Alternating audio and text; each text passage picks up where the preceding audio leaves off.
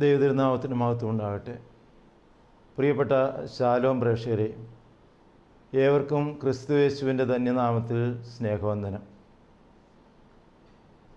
ഒരിക്കൽ ദൈവം മോശയ്ക്ക് പ്രത്യക്ഷപ്പെടുമ്പോൾ മോശ ദൈവത്തോട് ചോദിക്കുകയാണ്, നിൻ്റെ പേരെന്താണ്?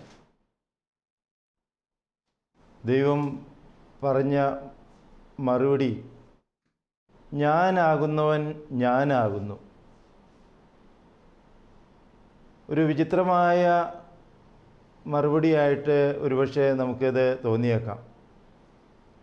എന്നാൽ ദൈവം തന്നെ പരിചയപ്പെടുത്തിയത് ഞാനാകുന്നവൻ ഞാനാകുന്നു എന്നുള്ളത് യേശുക്രിസ്തു പിന്നീട് അത് തൻ്റെ ജീവിത കാലഘട്ടത്തിൽ വിവരിക്കുന്നതായിട്ട് കാണുന്നുണ്ട്. ഞാൻ വഴിയും സത്യവും ജീവനുമാകുന്നു, ഞാൻ സ്വർഗത്തിൽ നിന്നിറങ്ങുമെന്ന അപ്പമാകുന്നു, ഞാൻ പ്രകാശമാകുന്നു തുടങ്ങിയ പല സംബോധനകളിലൂടെ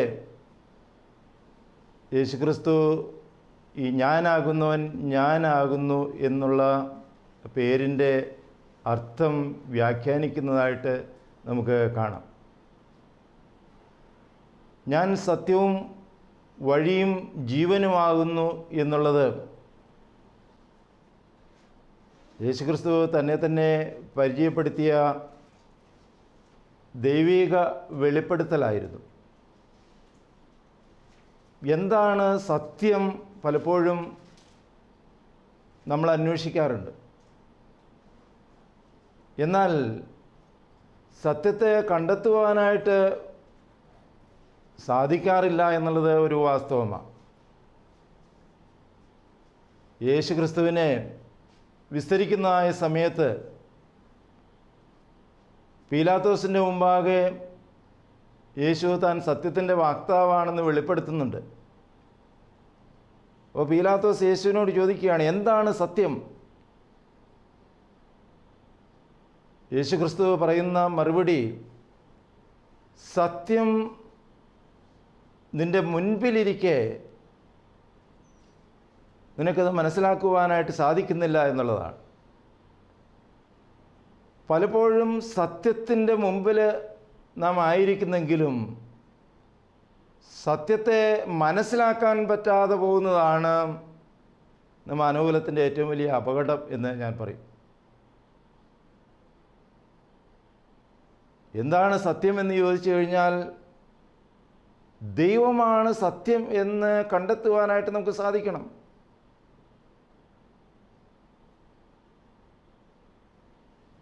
സത്യത്തിൻ്റെ അന്വേഷകരായി തീരുവാനായിട്ട്, ആത്മാർത്ഥമായിട്ട് സത്യത്തെ അന്വേഷിക്കുന്നവരായിട്ട് നാം ഇറങ്ങുമ്പോഴാണ് സത്യത്തെ യഥാർത്ഥത്തിൽ കണ്ടെത്തുവാനും അതിനെ ഉൾക്കൊള്ളുവാനുമായിട്ട് നമുക്ക് സാധിക്കുക. ഇവിടെ പീലാത്തോസ് പരപ്രേരണയ്ക്ക് വിധേയമായി സത്യത്തെ കണ്ടെത്തുവാനായിട്ട് ശ്രമിക്കുകയാണ്. എന്നാൽ സത്യം തൻ്റെ കൺമുമ്പിലിരിക്കെ സത്യത്തെ മനസ്സിലാക്കുവാനായിട്ട് സാധിച്ചില്ല എന്നുള്ളതാണ് പീലാത്തോസിൻ്റെ പരാജയം. നമുക്കറിയാം, ഇന്ത്യൻ നീതിപീഠം ഒരു ഐക്കണായിട്ട് അല്ലെങ്കിൽ സിമ്പലായിട്ട് സ്വീകരിച്ചിരിക്കുന്ന ഒരു ചിത്രമുണ്ട്. കണ്ണ് കെട്ടിയിരിക്കുന്നതായ ഒരു സ്ത്രീ തൻ്റെ കയ്യിൽ തുലാസ് പിടിച്ചുകൊണ്ടിരിക്കുന്നതായ ഒരു ഐക്കൺ.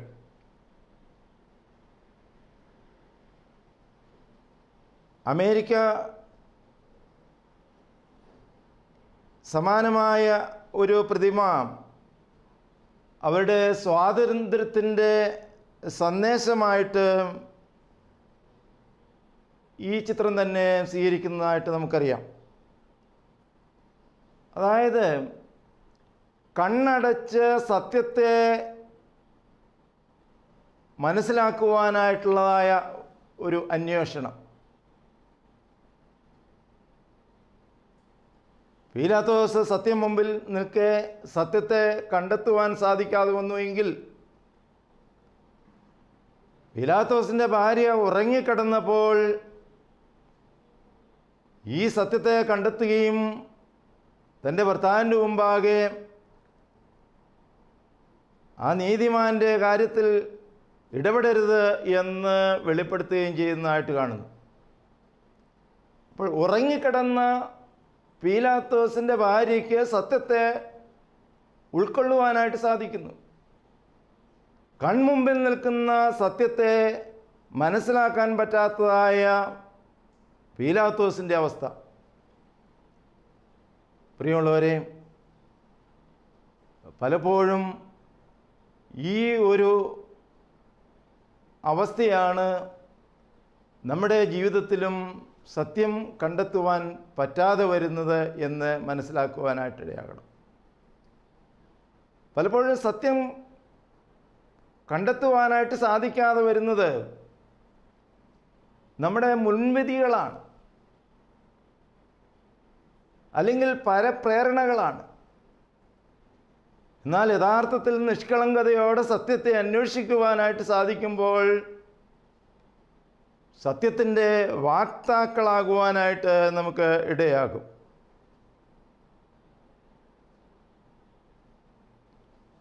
ഞാൻ വഴിയാണ് എന്ന് കർത്താവ് തന്നെ പരിചയപ്പെടുന്നു.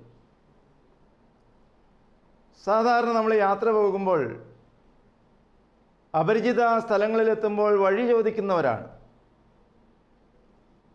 അല്ലെങ്കിൽ ദീർഘയാത്രയിൽ നമ്മൾ കവലകളിൽ സ്ഥാപിച്ചിരിക്കുന്നതായ സിഗ്നൽ ബോർഡുകൾ ശ്രദ്ധിക്കുന്നവരാണ് നമ്മൾ. ചൂണ്ടുപലകൾ പലപ്പോഴും നമ്മളെ ലക്ഷ്യപ്രാപ്തിയിൽ എത്തിക്കുവാനായിട്ട് നമ്മളെ സഹായിക്കും. എന്നാൽ ചില വീഥികളെ ചൂണ്ടുപലകൾ എതിർദിശയിലേക്ക് മാറ്റി വെച്ചിരിക്കുകയാണെന്നിരിക്കട്ടെ, നമ്മുടെ ലക്ഷ്യം തെറ്റിപ്പോകും. നമുക്ക് ചെന്നെത്തേണ്ടിടത്ത് എത്താൻ പറ്റാതെ വരും. ഇന്ന് ആധുനിക തലമുറയ്ക്കും പറ്റിയിരിക്കുന്ന അപകടം ഇത് തന്നെയാണ്. യഥാർത്ഥ വഴി മനസ്സിലാക്കുവാനായിട്ട് നമുക്ക് സാധിക്കുന്നില്ല. നമ്മുടെ ലക്ഷ്യം നിത്യതയാണ്. നിത്യതയ്ക്ക് വേണ്ടിയിട്ട് ഓടേണ്ടവരാണ് നമ്മൾ. നിത്യതയിൽ എത്തുന്നതിന് വേണ്ടിയിട്ട് യാത്ര ചെയ്യേണ്ടവരാണ് നമ്മൾ. എന്നാൽ ഇന്ന് ലക്ഷ്യം തെറ്റിയതായ ചൂണ്ടുപലകകളെ പോലെ നമ്മുടെ ലക്ഷ്യം ഈ ഭൗതികമായ സന്തോഷങ്ങളും ഭൗതികമായ സമൃദ്ധിയും ആയി അധപ്പതിച്ചുകൊണ്ടിരിക്കുന്നത് കൊണ്ടാണ് ഇന്ന് നാം ലക്ഷ്യം തെറ്റിപ്പോകുന്നത്. അതുകൊണ്ട് നിത്യതയ്ക്ക് വേണ്ടിയിട്ട് കരുതുവാൻ, നിത്യതയ്ക്ക് വേണ്ടിയിട്ട് ഓടുവാൻ, നിത്യതയ്ക്ക് വേണ്ടിയിട്ട് പ്രവർത്തിക്കുവാൻ തക്കവണ്ണം നമുക്ക് സാധിക്കണം. എന്താണ് യഥാർത്ഥ വഴി? കർത്താവ് ഒരിക്കൽ തൻ്റെ പിന്നാലെ വരുന്നവർ പറയുന്നുണ്ട്, നിൻ്റെ കുരിശെടുത്ത് എൻ്റെ പിന്നാലെ വരുവാനായിട്ട്. വഴി തമ്പുരാൻ നമുക്ക് കാണിച്ചു തരുന്ന വഴി എന്ന് പറയുന്നത് കുരിശിൻ്റെ വഴിയാണ്.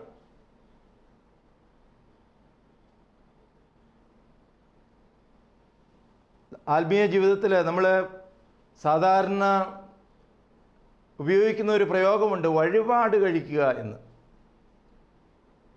എന്താ ഈ വഴിപാട്? പൊതുവെ നമ്മൾ ദേവാലയത്തിലേക്ക് പ്രവേശിക്കുമ്പോൾ നമ്മൾ പ്രാർത്ഥിക്കാറുണ്ട്, ബഹുമതിപൂർവം ഞാൻ നിൻ്റെ ഭവനത്തിലേക്ക് കയറി എൻ്റെ നേർച്ചകളെ ഞാൻ നിനക്ക് കഴിക്കും. നേർച്ച വഴിപാട് നമ്മൾ സാധാരണ ഉപയോഗിക്കുന്നതായ ആത്മീയ ജീവിതത്തിൽ ഉപയോഗിക്കുന്ന ചില പ്രയോഗങ്ങളാണ്. എന്നാൽ ഈ വാക്കുകൾക്കൊക്കെ ഇന്ന് അർത്ഥലോപം സംഭവിച്ചിരിക്കുകയാണ്. നേർച്ച എന്ന് പറയുന്നത് ഒരു ആഹാര രീതിയായിട്ട് ചിത്രീകരിക്കുന്നവരുണ്ട്. എന്നാൽ നേർച്ച എന്ന വാക്കിൻ്റെ അർത്ഥം തന്നെ നേരായ അർച്ചനയാണ്, ശരിയായ സമർപ്പണമാണ്. വഴിപാട് എന്ന് പറയുന്നത് കർത്താവ് കാണിച്ചു തന്ന ഞാൻ തന്നെ വഴി. എന്താ പാട് എന്ന് പറഞ്ഞാൽ? എന്താ? അടയാളം. തമ്പുരാൻ വഴിയാണെങ്കിൽ തമ്പുരാൻ നമുക്ക് കാണിച്ചു തന്ന അടയാളം ആ കുരിശിൻ്റെ അടയാളമാണ്. അല്ലെങ്കിൽ താൻ ഏറ്റതായ പങ്കപ്പാടുകൾ, തൻ്റെ പഞ്ചമുറിവുകൾ, ഇതെല്ലാമാണ് അടയാളം എന്ന് പറയുന്നത്. അപ്പോൾ കർത്താവിൻ്റെ കുരിശിൻ്റെ പാത പലപ്പോഴും നമുക്ക് അംഗീകരിക്കാൻ പറ്റാത്തതായ ഒരു വാസ്തവമാണ്. ജീവിതത്തിലെ കഷ്ടതകൾ, ദുഃഖദുരിതങ്ങളൊക്കെ ഉണ്ടാകുമ്പോൾ അതെല്ലാം നീങ്ങിക്കിട്ടുവാനായിട്ട് പ്രാർത്ഥിക്കുന്നവരാണ് നമ്മൾ. പ്രിയമുള്ളവരെ, നമ്മളെല്ലാം മാതൃകയായിട്ട് കാണുന്ന കർത്താവിൻ്റെ വലതുഭാഗത്ത് കുരിശിച്ച കള്ളനെക്കുറിച്ച് നല്ല കള്ളൻ എന്ന് പറയാറുണ്ട്. എന്നാൽ ഇടതുഭാഗത്തെ കള്ളനെ നമ്മൾ പലപ്പോഴും മാതൃകയായിട്ട് കാണാറില്ല. വലതുഭാഗത്തെ കള്ളൻ നല്ല കള്ളൻ എന്ന് പറയുവാൻ കാരണം അവൻ്റെ പ്രാർത്ഥന ദൈവരാജ്യം ലക്ഷ്യമാക്കിയായിരുന്നു, നിത്യത ലക്ഷ്യമാക്കിയായിരുന്നു അവൻ പ്രാർത്ഥിച്ചത്. കർത്താവേ, നീ രാജ്യത്വം പ്രാപിച്ചു വരുമ്പോൾ എന്നെ ഓർക്കണേ. ദൈവരാജ്യത്തിന് വേണ്ടിയിട്ട് നിലകൊള്ളുവാനായിട്ട് അവന് സാധിച്ചു എന്നുള്ളതാണ് ഞൊടിയിടയ്ക്കിൽ ഉള്ളിൽ അവന് ലഭിച്ചതായ മറുപടി. ഇന്ന് നീ എന്നോടുകൂടെ പർദീസായിലാകും. ഇടതുഭാഗത്തെ കള്ളൻ്റെ പ്രാർത്ഥന എന്തായിരുന്നു? കുരിശിൽ നിന്നുള്ള ഒരു വിമോചനം, നിന്നെ തന്നെയും ഞങ്ങളെയും ഈ കുരിശിൽ നിന്ന് വിമോചിപ്പിക്കണമെന്നുള്ളതായിരുന്നു ഇടതുഭാഗത്തെ കള്ളൻ്റെ പ്രാർത്ഥന. ഇതാണ് ഇന്ന് ലക്ഷ്യം തെറ്റിയതായ ജീവിതമെന്ന് ഞാൻ ആദ്യം പറഞ്ഞത്. ഇടതുഭാഗത്തെ കള്ളൻ്റെ മനോഭാവത്തോടെയാണ് നമ്മളിന്ന് ആരാധനകളിലും പ്രാർത്ഥനകളിലും ഒക്കെ പങ്കെടുക്കുന്നത്. വലതുഭാഗത്തെ കള്ളനെ നല്ല കള്ളനായിട്ട് മാതൃകയുള്ള പ്രാർത്ഥനയായിട്ടൊക്കെ നമ്മൾ വിവക്ഷിക്കുന്നെങ്കിലും ഇടതുഭാഗത്തെ കള്ളൻ്റെ മാതൃകയാണ് ഇന്ന് നാം സ്വീകരിച്ചിരിക്കുന്നത് എന്നുള്ളൊരു വാസ്തവമാണ്. അതുകൊണ്ട് യഥാർത്ഥ വഴി കണ്ടെത്തുവാനായിട്ട് നമുക്ക് സാധിക്കണം. അത് കുരിശിൻ്റെ വഴിയാണ് എന്ന് മനസ്സിലാക്കുമ്പോഴാണ് ക്രിസ്തീയ ജീവിതത്തിൽ അർത്ഥം കണ്ടെത്തുവാനായിട്ടിടയാകുക. ക്രിസ്തീയ ജീവിതം സൗഭാഗ്യ ജീവിതം എന്നൊക്കെ നമ്മൾ പാടുമ്പോൾ അതെല്ലാവർക്കും സന്തോഷമുള്ള കാര്യമാണ്. ജീവിതത്തിലെ സൗഭാഗ്യങ്ങൾ വാരിക്കൂട്ടുക, അതാണ് നമ്മുടെ എല്ലാം അടിസ്ഥാനപരമായ ലക്ഷ്യം തന്നെ. എന്നാൽ ഈ ലോകത്ത് നമ്മൾ നേടിയെടുക്കുന്നതായ സൗഭാഗ്യങ്ങൾ നമുക്ക് എന്ത് പ്രയോജനം ചെയ്യും? നിത്യതയിലേക്ക് എത്തിക്കുവാനായിട്ടത് നമുക്ക് മാർഗതടസ്സങ്ങളാകിയല്ലേ ഗൗരവമായിട്ട് വിലയിരുത്തേണ്ടതാണ്.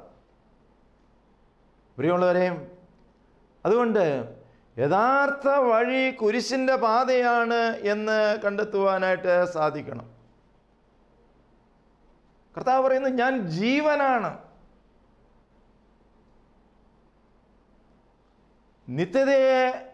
നിത്യജീവനായിരിക്കണം നമ്മുടെ അടിസ്ഥാന ലക്ഷ്യം.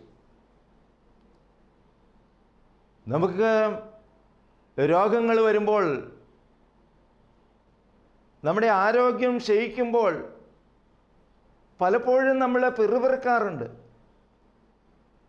എന്നാൽ ജീവിതത്തിൽ രോഗവും അനാരോഗ്യവും എല്ലാം ദൈവം അറിയാതെ അല്ല എന്ന് നമ്മൾ മനസ്സിലാക്കണം. തലമുടി നാരിഴ പൊഴിയുന്നത് അറിയുന്നവനാണ് നമ്മുടെ തമ്പുരാനെങ്കിൽ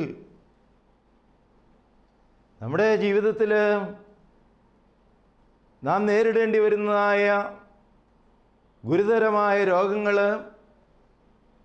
നാം അഭിമുഖീകരിക്കേണ്ടി വരുന്നതായ പ്രതിസന്ധികൾ, ഇതെല്ലാം തമ്പുരാൻ അറിയുന്നു എന്ന് മനസ്സിലാക്കിയാൽ നമുക്കതിനെല്ലാം അതിജീവിക്കുവാനായിട്ടുള്ള കൃപ കിട്ടും.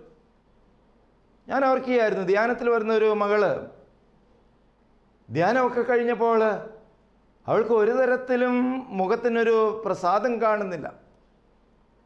സാധാരണഗതിയിൽ ധ്യാനം കഴിയുമ്പോഴേക്കും എത്ര വേദനയോടെ വന്നവരാണെങ്കിലും മുഖത്തൊരു പ്രസന്നത നമുക്ക് കണ്ടെത്തുവാനായിട്ട് സാധിക്കാറുണ്ട്.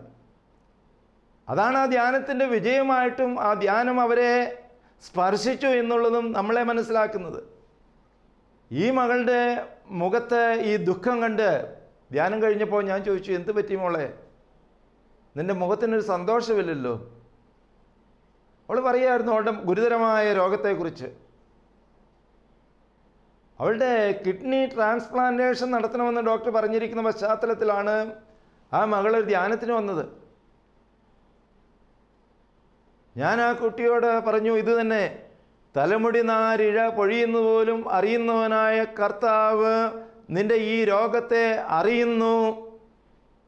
കർത്താവ് അറിഞ്ഞാണ് നിനക്ക് ഈ രോഗം ലഭിച്ചിരിക്കുന്നത്. അതിലൂടെ ദൈവത്തിന് വലിയൊരു പദ്ധതിയുണ്ട് എന്നൊക്കെ പറഞ്ഞപ്പോൾ അവളുടെ മുഖത്ത് സന്തോഷത്തിൻ്റെ ചില തുടിപ്പുകൾ ദർശിക്കുവാനായിട്ട് സാധിച്ചു. സംഭവിച്ചെന്താണെന്നറിഞ്ഞോ? ധ്യാനം കഴിഞ്ഞ് ഓപ്പറേഷന് വേണ്ടിയിട്ട് ഡോക്ടറെ അടുക്കൽ ചെന്നപ്പോൾ ഇവൾക്ക് രോഗശമനം സംഭവിച്ചിരിക്കുക. ഡോക്ടർ ചോദിച്ചു, നീ എന്താണ് ചെയ്തത്? നീ എവിടെ പോയാണ് പ്രാർത്ഥിച്ചത്? അവൾ പറഞ്ഞു, ഞാനൊരു ധ്യാനത്തിന് പോയിരുന്നു. ഡോക്ടർ പറഞ്ഞു, നിനക്കിനി ഒരു സർജറി ആവശ്യമില്ല, നിൻ്റെ കിഡ്നികൾ പ്രവർത്തിക്കുവാനായിട്ട് തുടങ്ങി. എന്തിനു പറയുന്നു? 1 മാസം കഴിഞ്ഞ് ഞാൻ ആ മകളെ ഒരു പ്രാർത്ഥനായോഗത്തിൽ വെച്ച് കണ്ടപ്പോൾ അവൾ പ്രസന്നവദനയായിട്ട് സസന്തോഷം ഓടി വന്ന് അവളുടെ സൗഖ്യത്തെക്കുറിച്ച് എന്നോട് പറയുകയായിരുന്നു. പ്രിയമുള്ളവരെ, കേൾക്കണോ? ഇന്ന് ആ മകള് കുടുംബസമേതം സന്തോഷമായിട്ട് ജീവിക്കുന്നത് കാണുവാനായിട്ട് സാധിക്കുന്നു. അപ്പോൾ ജീവിതത്തിലെ പ്രതിസന്ധികൾ അഭിമുഖീകരിക്കേണ്ടി വരുമ്പോൾ ദൈവത്തോട് കൂടുതൽ അടുക്കുവാനായിട്ട് ദൈവം നമുക്ക് തരുന്നതായ അവസരങ്ങളായിട്ട് അതിനെ കാണണം. ദൈവത്തോട് കൂടുതൽ അടുക്കും, ദൈവത്തോട് കൂടെ വസിക്കുമ്പോൾ എന്താ സംഭവിക്കുക? സന്തോഷവും സമാധാനവും ആനന്ദവും. അതാണ് ക്രിസ്തീയ ജീവിതത്തിൻ്റെ സൗഭാഗ്യം എന്ന് പറയുന്നത്. കന്യമറിയാം അനുഭവിച്ച സന്തോഷം അതായിരുന്നു. കൃപ നിറഞ്ഞവളെ, നിനക്ക് സമാധാനം എന്ന് പറഞ്ഞപ്പോൾ അവളെ സംഭ്രമിക്കുകയായിരുന്നു. എന്നാൽ നിന്റെ ചാർച്ചക്കാരിയെ എലിശബ വാർദ്ധക്യത്തിൽ ഗർഭം ധരിച്ച് അവൾക്കിപ്പോൾ 6-ാം മാസമാണ് എന്ന് പറഞ്ഞപ്പോൾ ആ വചനം ഉൾക്കൊള്ളുവാനായിട്ടുള്ള കൃപ കന്യമറിയാമിന് ലഭിച്ചു. അപ്പോൾ നമ്മുടെ പ്രതീക്ഷകൾക്കപ്പുറമായ ജീവിതാനുഭവങ്ങൾ അഭിമുഖീകരിക്കേണ്ടി വരുമ്പോൾ അത് വചനത്തിലൂടെ തന്നെ അതിൻ്റെ ഉൾക്കാമ്പ് കണ്ടെത്തുവാനും അതനുസരിച്ച് വചനത്തെ നമ്മെ തന്നെ വിട്ടുകൊടുക്കുവാനും സമർപ്പിക്കുവാനുമായിട്ട് സാധിക്കുമ്പോഴാണ് വചനം നമ്മുടെ ജീവിതത്തിൽ ക്രിയ ചെയ്യുവാനായിട്ട് ഇടയാകുക. കന്യമറിയാമിലെ ജഡമെടുത്തതായ ആ വചനം ഓരോരുത്തരുടെയും ജീവിതങ്ങളിൽ ക്രിയ ചെയ്യുവാനായിട്ട് വിട്ടുകൊടുക്കാറുണ്ടോ? നമ്മളൊക്കെ വചനം വായിക്കുന്നവരാ, വചനം ധ്യാനിക്കുന്നവരാ, പ്രാർത്ഥിക്കുന്നവരാ, ആരാധിക്കുന്നവരാ. എന്നാൽ യഥാർത്ഥത്തിൽ വചനത്തിലൂടെ ദൈവം നമ്മോട് സംസാരിക്കുന്നു എന്നുള്ളതായ ബോധ്യം നമുക്ക് എത്ര പേർക്കുണ്ട്? പ്രാർത്ഥനയിലൂടെ നാം ദൈവത്തോട് സംസർഗം ചെയ്യുകയാണ് എന്നുള്ളൊരു കാഴ്ച എത്ര പേർക്കുണ്ട്?